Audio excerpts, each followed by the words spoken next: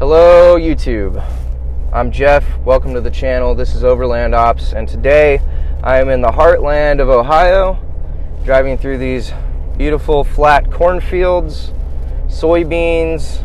I've got these little patches of forest. It's really beautiful. It reminds me of when I was a little kid and I'd go to visit my grandparents, and that's where I've been this last week. I've been at my grandmother's house, and it was really good to see her. It's been way too long, so we got to catch up. Grandma, if you're watching this, thank you so much for letting me stay at your house. It was just, I feel completely rested and rejuvenated and ready to go on with the rest of my journey. I haven't stayed in the same location for 4 days since I left home, so it was a good feeling to be able to kind of just stop and eat some food and not feel like I had to be on the move somewhere.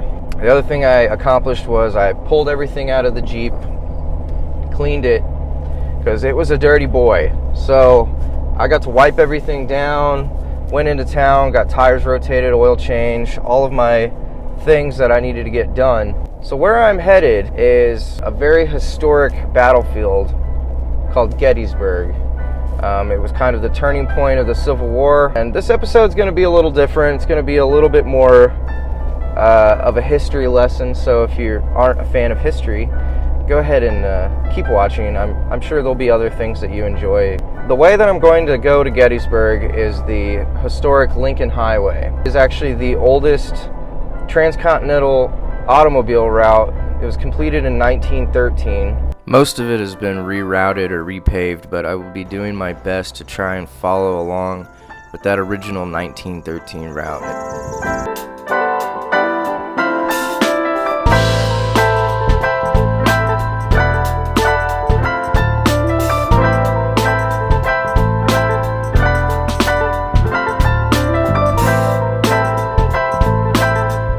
This is the courthouse used in the Shawshank Redemption. Charles Dickens drank a beer here.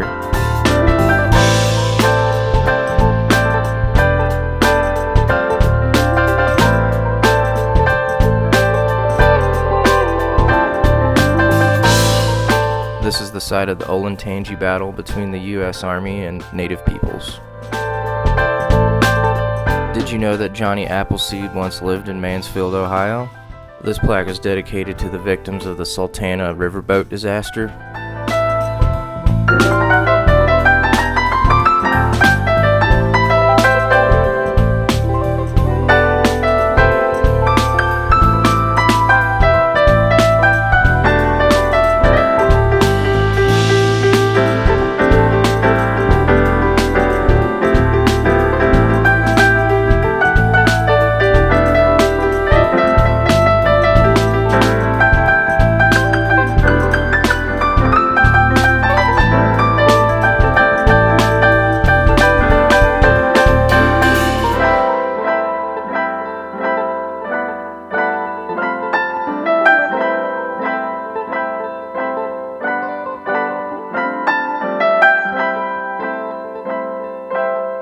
This is the site of the original Studebaker factory.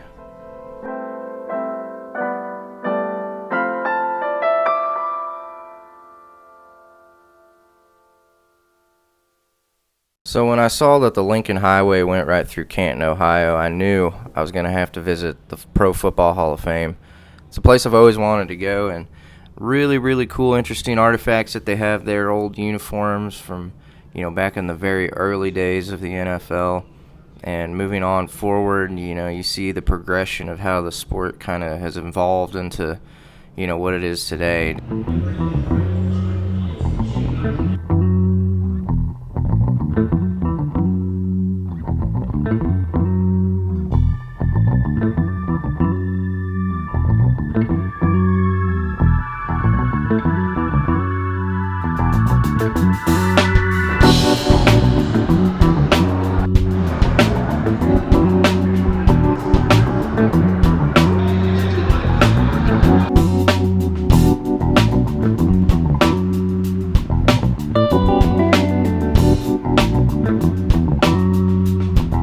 this is the final resting place of the 25th President of the United States, William McKinley, who was assassinated just as he began his second term.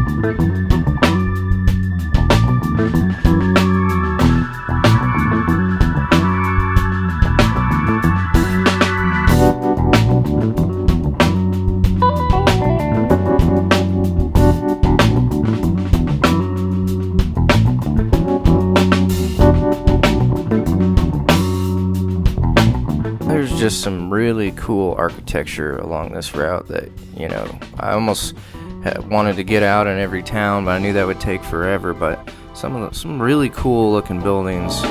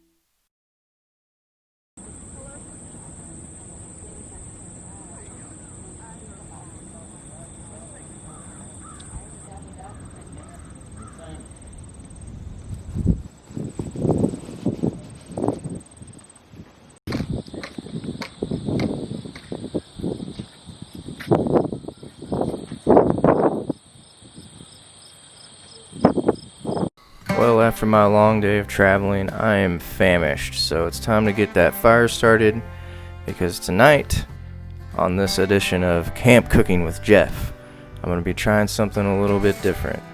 I'm going to attempt to cook asparagus on a campfire.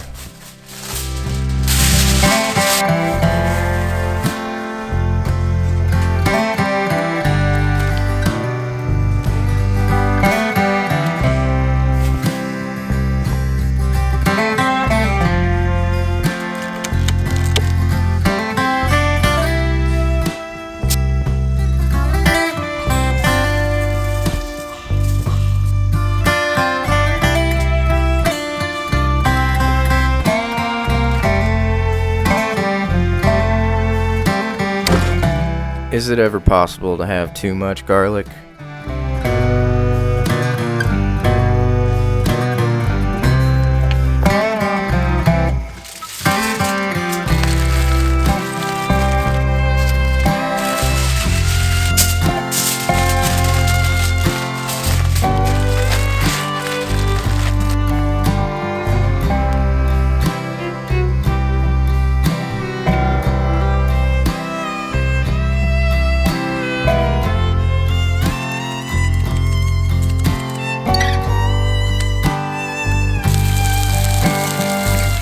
and maybe just a little bit more garlic. You know, we really want to keep those vampires away at night.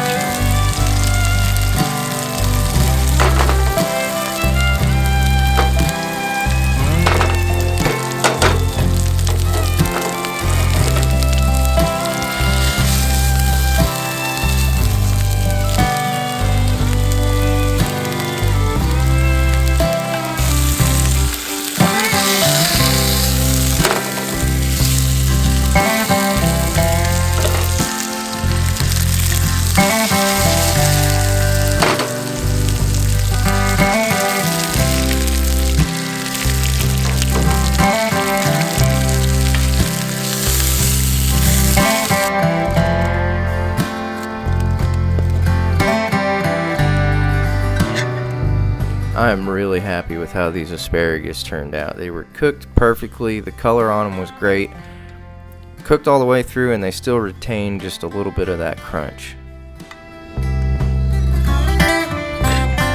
Throwing in a little instant mashed taters.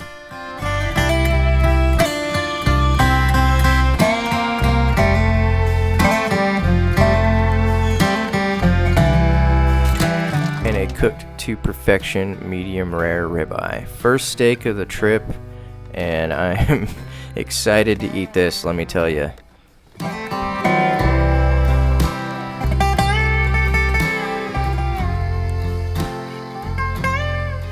That hits the spot.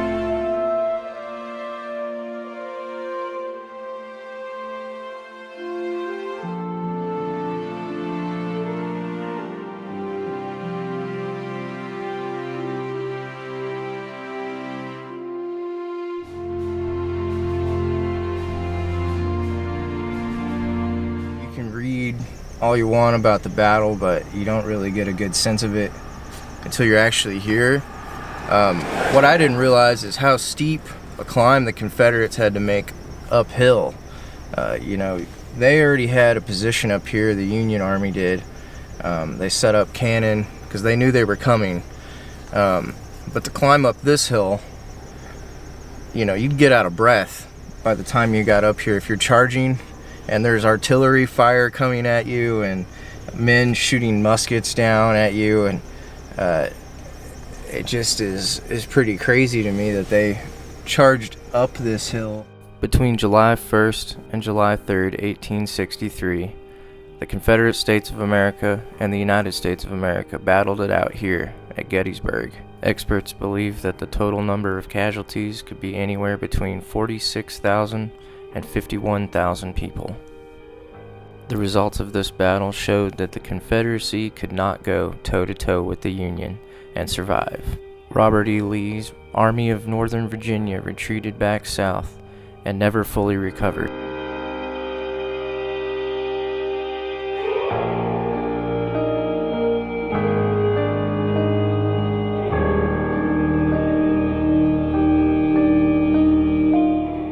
I think it's important to look back at the Civil War and just realize how crazy it is that there was actually a time that our country was so divided that we drew arms against one another.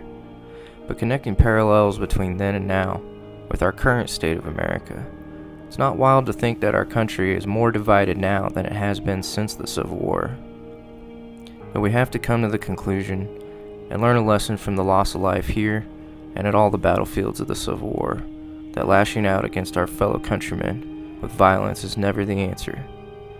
Whether you be north or south, left or right, we are all Americans, and the way to settle our differences and work things out is to go out and vote. And that's why democracy exists.